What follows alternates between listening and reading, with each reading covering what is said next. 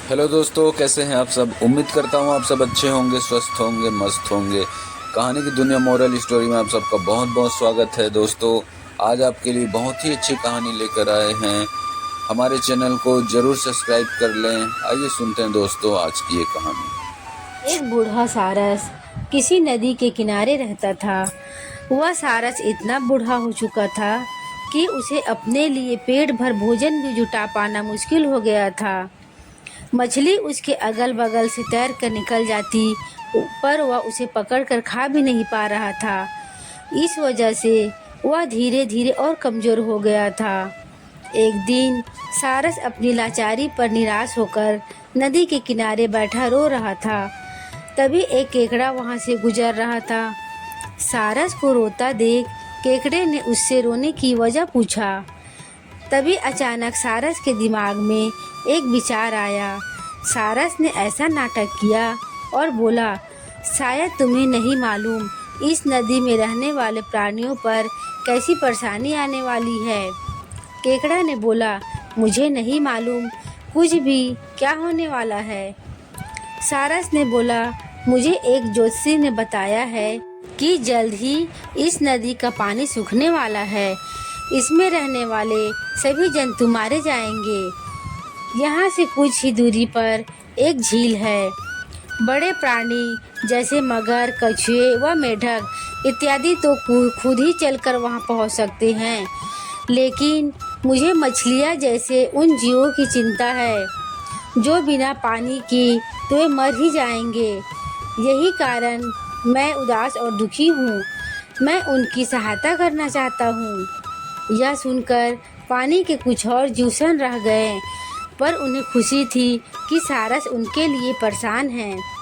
सारस ने बोला, मैं एक बार तो नहीं पर धीरे धीरे कुछ जीवों को अपनी पीठ पर बैठाकर उनको उस झील तक छोड़ सकता हूँ, पर मालूम नहीं मैं अकेला इस काम को कर पाऊँगा या नहीं। सभी जीव सारस की बात को मान अपनी जान बचाने के लिए उसकी पीठ पर सवार होने के लिए आपस में ही लड़ने लगे। सारस ने बोला, मैं बहुत कमज़ोर हूँ। ऐसा करो, पहले सभी अपने बच्चों को भेजेंगे, उसके बाद मैं तुम लोगों को धीरे धीरे उनके पास ले जाऊँगा। सभी ने सारस के कहे अनुसार प्रतिदिन अपने बच्चों को सारस की पीठ पर बैठा देते। सारस की कुटिल योजना काम कर रही थी। वह प्रतिदिन मछलियों को अपनी पीठ पर लाद कर उन्हें झील के बजाय एक पहाड़ी के पीछे ले जाकर उन्हें मारकर खा लिया करता। इस प्रकार प्रतिदिन मछलियों को खाकर सारस हट्टा खट्टा हो गया। एक दिन केकड़े ने सारस को बोला, मित्र, लगता है तुम मुझे भूल चुके हो। मैं सोचता था जान बचाने के लिए तुम मुझे यहाँ से सबसे पहले उस झील तक ले जाओगे, पर तुम तो मेरे लिए कुछ सोच ही नहीं रहे। मेरा नंबर कब आएगा। सारस ने बोला, तुम नाराज मत हो। आओ, आज मैं तुम्हें उस झील तक ले जाता हूँ। तुम मेरी पीठ पर बैठ जाओ। केकड़ा बहुत प्रसन्न हो गया और सारस की पीठ पर बैठ गया। सारस भी उसे झील की ओर लेकर उड़ चला। काफ़ी देर उड़ने के बाद केकड़े को कहीं दूर दूर तक कोई नदी या झील नहीं दिख रही थी। केकड़े ने सारस को कहा, मूर्ख प्राणी, तुम क्या समझते हो, मैं क्या तुम्हारा नौकर हूँ। यहाँ कोई दूसरी झील नहीं है। मैं तुम लोगों को अपनी बातों में उलझाकर अपने दिमाग से बिना मेहनत आराम से भोजन लेकर वहाँ पहाड़ी के पीछे खाकर आराम किया करता था। यह बोलकर सारस हंसने लगा।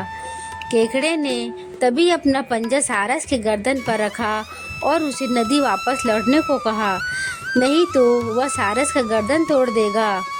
सारस को मजबूर होकर वापस नदी की ओर लौटना पड़ा।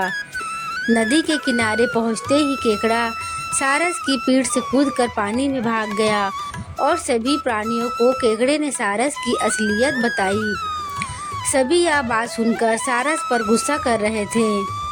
इस कहानी से हमें यह सीख मिलती है, कभी भी किसी की बातों में जल्दी नहीं आना चाहिए। जिसे आप नहीं जानते वह आपकी फ़ायदे की बातें कर रहा है तो सोचना चाहिए उसे क्या फ़ायदा होने वाला है। यूं ही कोई किसी का भला नहीं करता जब तक उसको आग से कोई फायदा ना मिल रहा हो। तभी तो बड़े बुजुर्ग कह गए हैं, लालच बुरी बला है।